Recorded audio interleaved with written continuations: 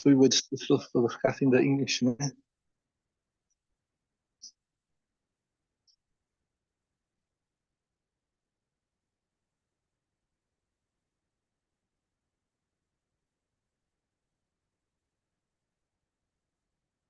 Okay.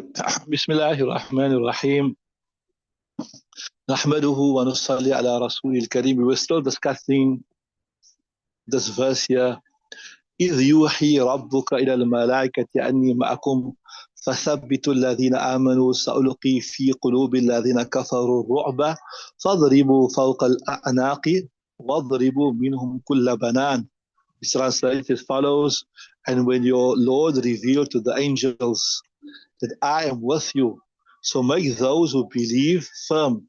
I shall cast terror into the hearts of those who disbelieve. I shall cast terror into us. So strike over the necks and smite them so as to even reach every finger joint of theirs, right? So this was regards to the battle of Badr, right? So according to the details of what happened there, in this first ever confrontation between kufr, disbelief, and infidelity, and Islam turned into a certain battle, the army of the disbelievers of Makkah had already reached and set up camp at a place which was located on high grounds with water close to them. When the Holy Prophet ﷺ and the companions arrived at that place, the lower part of the valley fell to their lot. The Holy Quran has portrayed the layout of this battlefield in the verse 42 of the surah. إِذْ أَنْتُمْ بِالْأُدْوَةِ الدُّنْيَا وَهُمْ بِالْأُدْوَةِ الْقُصْوَى. And when you were on the lower cliff and they were on the furthest one. So the spot reaching where the Holy Prophet ﷺ first camp was considered strategically inappropriate by Sayyidina Shoaib ibn Munzir, who knew this territory well. Keeping this in view, he respectfully inquired, Ya Rasulullah sallallahu alayhi wasallam, does this place you have selected happen to be in compliance to a command from Allah Ta'ala in which we have no say, or has it been taken simply based upon opinion and expedience? He said, no, this is not something divinely ordained. This can be changed or relocated. After that, Sayyidina Shoaib ibn Munzir submitted, if so, it is better to move forward from this spot, reach a water source close to the armed forces of the Meccan chiefs and take it over. We are sure to have an abundant supply of water there. The Holy Prophet sallallahu accepted his proposal, marched ahead, took over the spot with the water, had a water tank built there, and saw to it that an ample supply of water was stored in it. After he had taken care of the strategic need, Sayyidina Mu'adh ibn Jabal said, Ya Rasulullah sallallahu alayhi wasallam, we'd like to put up a shade structure for you at a secure place where you could stay and where your riding animals could be nearby to you. It's easy accessible. The plan behind this arrangement is that we shall wage jihad against the enemy. And if Allah Ta'ala were to bless us with victory, then our plan is well served. Our plan for this is what we like for you. But God forbid, should things turn out otherwise, then you would be in a position to ride your camel and go back to join the rest of your companions left in Medina. Because I'm strongly inclined to believe of sacrifice for the cause and love for you. In fact, if they had any idea of the eventuality that you'll have to fight against the armed forces, then none of them would have chosen to say. But in other words, these people that are in Medina states, they have your well-being at heart. If they knew we were fighting, they were going to be fighting an all-out battle. But if there is a problem in the battle, you can always retreat to Medina, right? And from there you can join the other companions and they can fight. On this gallant and noble offer, the Holy Prophet prayed for them. So a ragtag awning of some modest sort was set up for him, in which there was no one but himself and Sayyidina Abu Bakr. Sayyidina Mu'az, sword in hand, stood at the door guarding. This was the first night of confrontation. A bunch of 313 mostly unarmed souls stood against 1,000 strong armed forces, being 3 times more in number, had already occupied the better spot on the battlefield. The lower part of the valley, which was sandy and difficult to move around, had fallen to the lot of the Muslims. Everyone was concerned. Anxiety was natural. Also started instigating some people. Anxiety was natural, and also started instigating some people.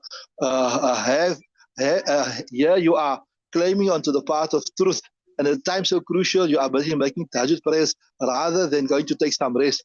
But cast a look around, cast a look at the ground reality. You'll see the enemy casting his heavy shadows on you, being far superior to you from all angles. Under these conditions, Allah Ta'ala cast a unique kind of drowsiness, right, on the Muslims. You made every Muslim, whether or not he intended to sleep, to go sleep compulsively. Hafiz al-Hadith Abu Ya'la reports that Sayyidina Ali Murtada said, on that night of the Battle of Badr, there remained no one from amongst us who did not go to sleep. Only the Holy Prophet sallallahu alaihi wasallam remained awake throughout the night and kept busy with salah of tahajjud right through dawn. Quoting the Sahih Ibn Katheer reports that on that night, when the Holy Prophet sallallahu was busy with the salah of tahajjud in his arish, the twig-roofed hutment set up for him, he too was somewhat affected by drowsiness, but immediately coming out of it with a smile, he said, "Oh, Abu Bakr, here comes good news for you. This is Jibreel standing near the cliff," and saying this, he walked out of the hutment reciting the verse, "Sayuhzamul jam'u wa yuwalluna dubur." Soon the gathered group of enemy will be defeated and they will turn their backs. According to some narrations, when he came out, he pointed towards various spots and said, "This is the spot where Abu Jahl will be killed, and this is for so-and-so, and this is for so-and-so." Then events turned out to be precisely as he had indicated. As it happened during the Battle of Badr, where Allah Ta'ala cast a particular kind of drowsiness on all the companions, radiyallahu ta'ala anhum, of the Prophet sallallahu alaihi wasallam, in order to remove their fatigue and tension. So it did during the Battle of Uhud. Sufyan al-Thawri reports Abdullah ibn Mas'ud that sleep during the state of war is a sign of peace and tranquility from Allah Ta'ala, and sleep during the battle of Salah is from Shaitan, subhanAllah. So to sleep during Salah, that is from Shaitan, fall asleep. By the time of battle, that is from Allah Ta'ala. The second blessing Muslims received that night was that rains came and totally overturned all battle plans. The spot occupied by the Quraysh army was hit by heavy rains, which made it muddy and difficult to walk through. In the spot where the Prophet sallallahu alaihi wasallam and his companions were camped was sandy and difficult to walk through at the very outset. When the rains came, the spot received the lighter part of it, which held firm up the sandy surface, making the ground nice and easy to walk. So initially the sand by the Muslims was very, very soft, but the light rains made it a bit firm. Like how, when you go to the beach, you see far from the shoreline, the sand is soft, but where the water comes on, there it's a bit more firm, nah? Right. The first of the four verses appearing above mentions these very two blessings, sleep and rain, which were upturning the blueprint of the battlefield, washed off the satanic scruples which were bothering some weak combatants. Here we are on the side of truth, yet appear to be all subdued, while there stands our enemy, who is, despite being on the side of falsehood, basking in the sunshine of power, majesty, and confidence. So some Muslims felt a bit despondent. We are supposed to be the truth, but here we are the underdogs. Here the enemies, they are in a stronger position than us. So Allah Ta'ala comforted them. So Muslims are being told in this verse to remember the time when Allah Ta'ala was covering them with drowsiness, to make tranquility from him descend upon them, and he was sending down the rains upon them so that he purifies them with that water and removes from them the impurity of satanic instigations and scruples, and strengthens their hearts and makes their feet firm. Mentioned in the second verse is the first blessing which was beamed at the Muslims in the Battle of Badr. That came through the command addressed to the angels by Allah Ta'ala to help the Muslims, in which he said, "I am with you, so you make believers firm. I'm going to cast terror into the hearts of the disbelievers, so strike over their necks and smite them so as to even reach every finger joint of theirs." Here the angels have been charged with two duties, that they should encourage, exhort, and empower the Muslims with steadfastnesses, which could be done by appearing on the battlefield, increase their group strength and participate with them in fighting, and also by using their unobserved ability to dispose matters, right, that would make the hearts of the Muslims firm and empower them to operate more effectively. The second in duty trusted with them was that the angels should themselves engage in fighting and attack the disbelievers. From this verse, at least for the purposes of the hand, it is apparent that the angels did both. They acted upon the heart of the Muslims, increased their courage and strength, and took part in the actual fighting as well. This is also confirmed by some hadith narrations which have been reported in details in Tafseer, Durr Mansur and Mazhari, and where eyewitnesses to the participation of angels in actual fighting have been documented on the authority of the noble Sahaba Ikram. So there's many reports of Sahaba Ikram where they actually saw the angels fighting. In the third verse, it was said that the reason for whatever happened during this confrontation between Kufr and Islam was that those believers were hostile to Allah Ta'ala and His Messenger.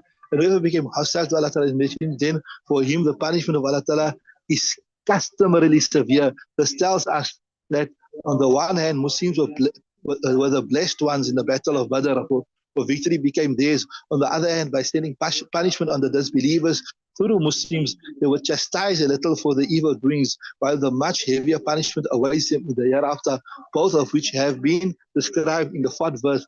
ذَلِكُمْ فَذُوقُوهُ وَأَنَّ لِلْكَافِرِينَ عَذَابَ النَّارِ. That is what you have to taste, and for the disbelievers there is a punishment of the fire. In other words, what is being said here is that this is a little punishment from us, so taste it and better realize that after this, the punishment of the fire of Jahannam which is due to come for the believers, is much more severe. May Allah Ta'ala protect us. Okay, so there we finished that verse, the English. Inshallah, I think we got another 1-2 verses of English and we'll move to the Arabic. Allah Ta'ala accept, Allah Ta'ala make it amin wa shifa. Subhanallah wa bihamdihi. Subhanakallah wa bihamdik wa nashhadu an la ilaha illa anta nastaghfiruka wa natubu ilayk. Ishqatu now.